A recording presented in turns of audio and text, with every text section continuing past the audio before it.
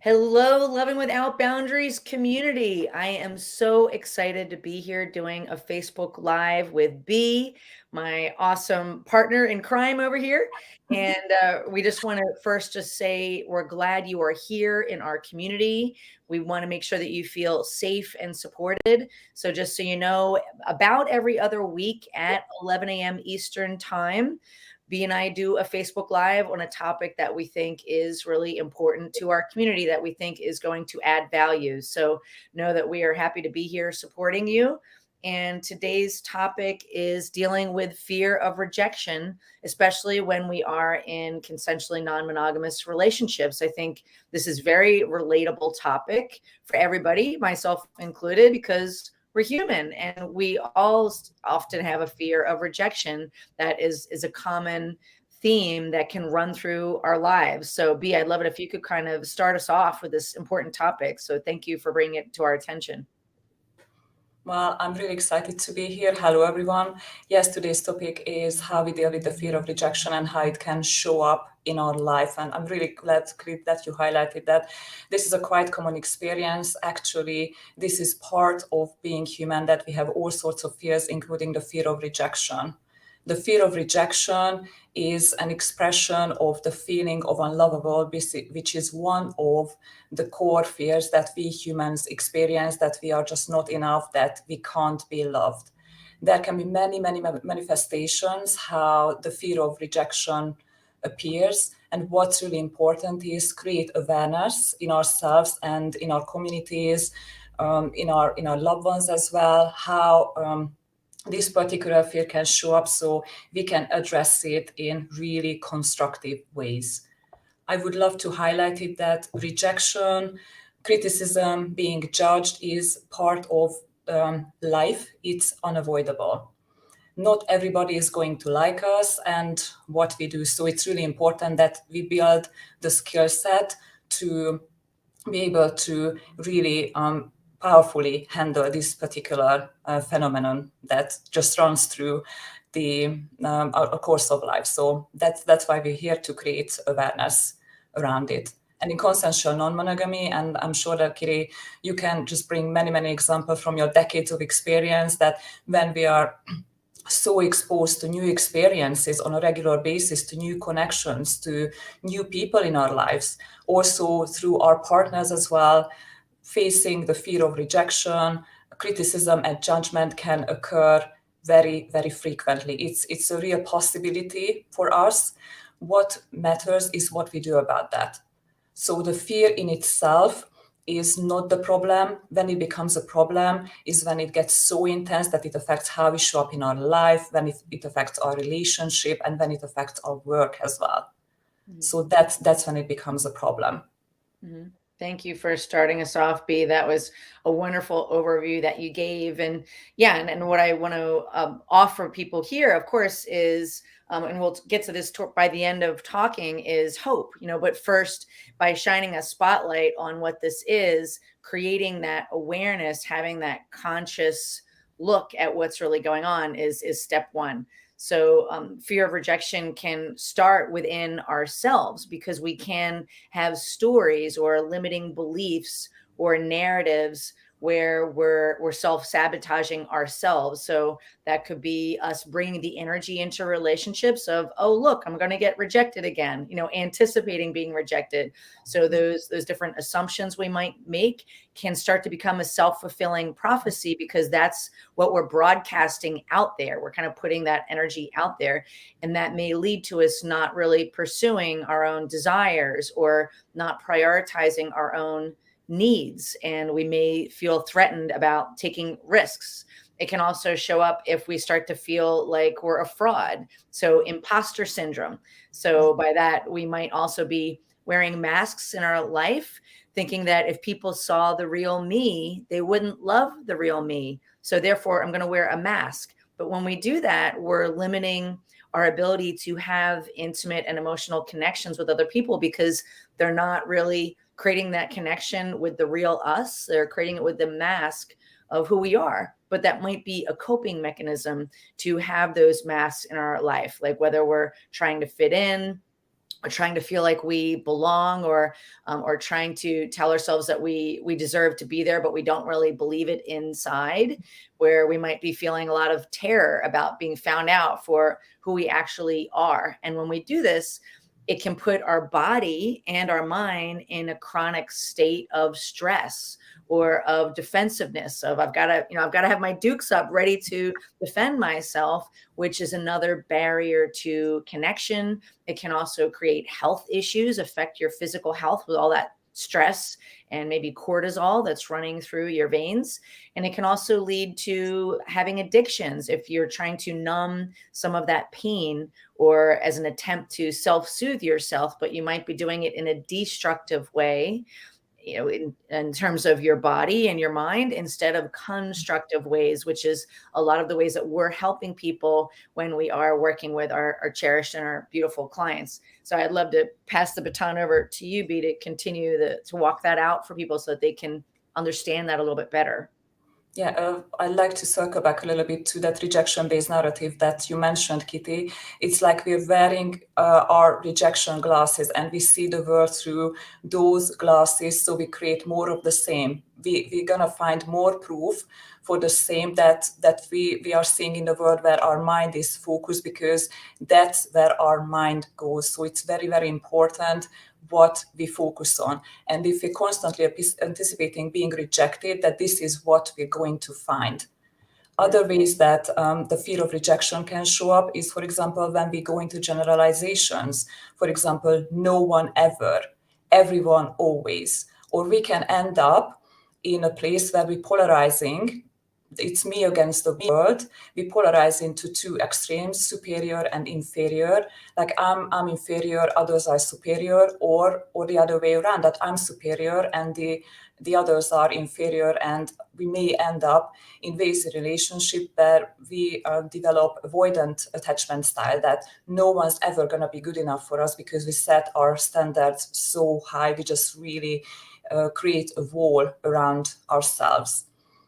So in addition to how it can show up in ourselves, the fear of rejection, and I want to highlight a few ways, a few emotions, how it may appear in the self is sadness, humiliation, embarrassment, shame, numb, jealousy even. And we may end up in a place when we self-shame ourselves, that we internalize people's view of us, the rejection, that there must be something wrong with me. So this can become a really difficult place to be, and looking the world throughout these glasses can have negative ripple effects in our relationship as well, when we can massively sabotage ourselves and our relationships. We can end up with insecure attachment styles. For example, there's this push-pull behavior alternating, so the clinging and distancing behavior alternating. So there's no stability in myself, there's no stability in my relationship, because at the same time, when I really want to connect, I really want to have love, I'm absolutely terrified of it. So I keep one foot on the gas and the other on the brake. So this is one of the ways that it can show up. Mm-hmm. We can also have really poor boundaries for ourselves, and we can end up just pushing and crossing other people's boundaries because we are so clinging to the connection. It becomes connect, instead of connect, tear, and repair. And connect, tear, and repair can be a really important part of the relationship, where we have just these little frictions and we come together, repair those little rifts in the relationship, which gonna create more trust and more respect in the connection. It's also possible that we end up not speaking up for our needs and fail to ask for reassurance, which can become problematic and which can show up in a form of judgment. Because I don't ask outright what I'm needing, I project it on someone else and start judging other people. And this is not a constructive way of showing up for ourselves, because other people don't hear the needs. And as we keep saying, flowing with our boundaries with Kitty, judgment is the tragic expression of our needs. So if we feel rejected, we also fear that our needs are going to be rejected, and that means that that's a rejection and invalidation of ourselves. So this can be really difficult if it shows up in relationships. Mm-hmm. Thank you for that, B. That was really beautifully stated. And another thing that we help people with is helping folks understand how to build their emotional intelligence muscle, because a lot of times we may have a knee-jerk reaction that can damage relationships. We might go into fight, flight, or freeze mode if we're living in that story of, here it goes again, I'm going to get rejected. And when we do that, and there's also fight, flight, freeze, or fawn. So fawning is when we are pretending to go along with what's going on, but we're really not okay with it. But because, just like B had said, we're not willing to get clear on what our needs are and set healthy boundaries and stand up for our needs. And when we do that, we may tolerate harmful or unacceptable behavior when we go into that state. We also might go into the fight state. So we might become aggressive or angry or hostile or possibly passive aggressive if we are living in that fear of rejection, which is another barrier to creating healthy dynamics and being in a healthy functional relationship instead of a dysfunctional relationship. Other times, a mask we might be wearing is looking disinterested or not engaged. That might be like that freeze or kind of running away from the situation. So again, it's another barrier to connection. And what's incredible to understand, Brene Brown talks about how loneliness and really leads to depression. So if we are isolating ourselves, partly because of a fear of rejection, that can create isolation and loneliness, which can lead to depression, which can be very detrimental to our mental health and our relational health. And so that's one of the reasons that we're really glad that you all are here in this community, so that you are getting a sense of community and feeling like you're not alone. But B, I'd love it if you'd continue talking about how this can show up in our relationships and our lives. It can also show up in so Kevin, you mentioned that just being aggressive, so going into the fight response. So it's really important to know that abuse lives in the fear of rejection as well. So that there's entitlement, there's grandiosity with lack of boundaries, with poor boundaries. So it's also dependence. We fear rejection. We try to meet our needs, but this is a very destructive way of meeting our needs. If I become hostile, if I try to control, if I become reactive, like you mentioned, Kitty, that's not gonna build authentic connections.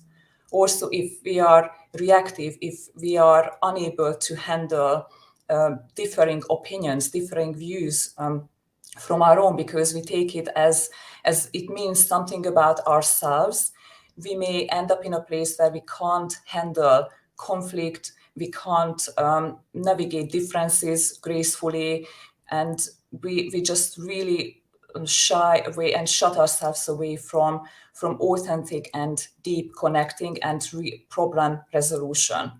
So we can really hinder this beautiful connection where we meet each other on the field of understanding here. Mm-hmm. Other ways that we can sabotage ourselves in relationship is when we fear being the rejecter, which can mean that I feel compelled to say yes to everything. I try to become the nice guy. And this can show up in parenting as well. Like I'm trying to be the nice guy, and then this creates a regular pattern of the nice guy and the bad cop. This can create tension in parenting as well, because who wants to be the bad cop all the time? And the child also gets confused. So we can take this into our relationship with our children as well. But there's definitely a way out of this. So this is not a life sentence, although this is really part of the human experience, that we have all sorts of fears. These fears don't have to stop us going after what we really want and creating the life and relationship that we want and so much deserve. Mm-hmm. Thank Sure. you, B. That's the way out of it. Absolutely. Yeah. So we want to make sure that this isn't all doom and gloom, right? We just want to help explain and help shine a light on an area that we all can grow. So when what we often work with people on is helping them create that self-awareness, that consciousness around the areas that they do need to work on. And a lot of times that is about working on your inner strength, understanding that you are empowered to learn new skills, new techniques, to be able to manage your own emotions, be able to transform any damaging or false narratives or stories around your own rejection, including if you're rejecting yourself or abandoning yourself, and learn how to completely transform that in an incredibly beautiful way. And we even help make this process fun. So I want to make sure that everyone here leaves this conversation with a sense of hope, that there are ways that you can learn how to build your emotion regulation tools, transform any narratives or stories or beliefs or meanings that aren't serving you. You can learn how to let those go.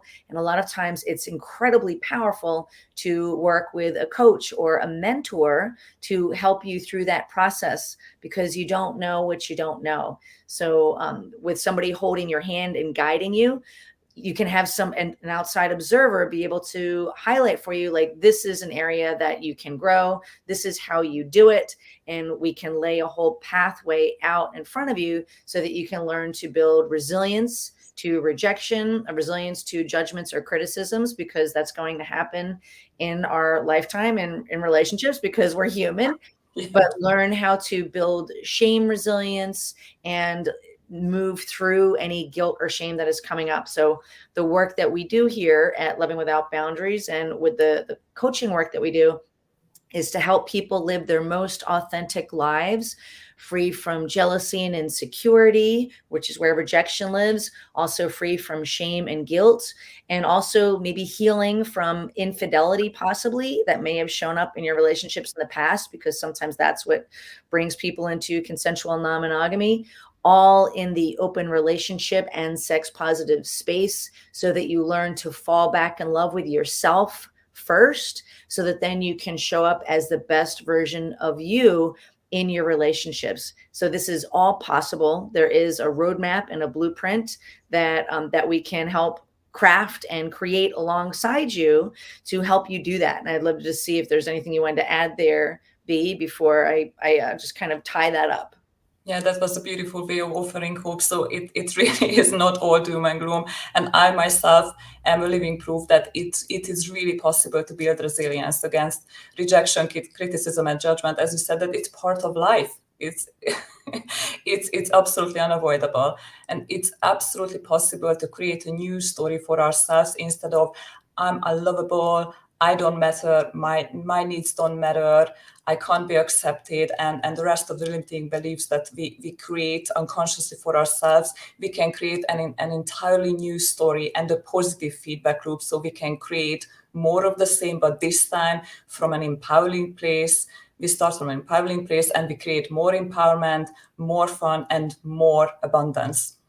Mhm. I would also love to offer hope through one of the quotes that was so relevant for me and incredibly helpful for me so far is, in life, we're never being rejected, we are being redirected. So Mm, there's definitely a way to rewrite that particular story, and notice that if a door closes somewhere, that means that another door is going to open somewhere else. And there are definitely ways to learn skills, to empower ourselves, to shift out of that vicious cycle of fear of rejection, of self-abandonment, of insecurity, jealousy and shame, and all the really disempowering and accompanying feelings that stop us creating our best and most authentic life. so beautiful. And I just saw that Chelsea, who's a beautiful human being that we are working alongside, said in the chat, yes, I just sent a note to my husband about loving and being in love with myself so I may be better for him, for us, and in our relationship. What a beautiful, beautiful sentiment. So like Chelsea, if you are ready to get additional help and want to have a conversation about what that might look like, working with a coach, working with a mentor, so that you can up level your skill set, up level your mindset, and therefore up level all of your relationships, including the beautiful relationship that you have with yourself. It all simply starts with a conversation. And if you would like to have that conversation with me or a member of my team, you can go to lovingwithoutboundaries.com/apply. Once you go there, that will take you right into my schedule. You just simply select a time that works for you, that is showing as available. There'll be a very brief form for you to fill out there. And that just sets us up for success on that call so that I have a little bit of context for our conversation. And then we'll simply meet on that call. And I just invite you to be honest with me and authentic so that I can see if I can help, how I can help. We'll put our heads together and put a game plan together. And if we're not the right fit or it's not the best time to have that conversation, I will let you know that. And I will do my best to steer you in the best direction for you, because this is all about helping you get to where you want to go, because B and I really care about this community. We care about your well-being, and we are here to help. So if that is you and you are looking for additional resources and are ready to really invest in your future and your relationships, go to that link again, lovingwithoutboundaries.com/apply.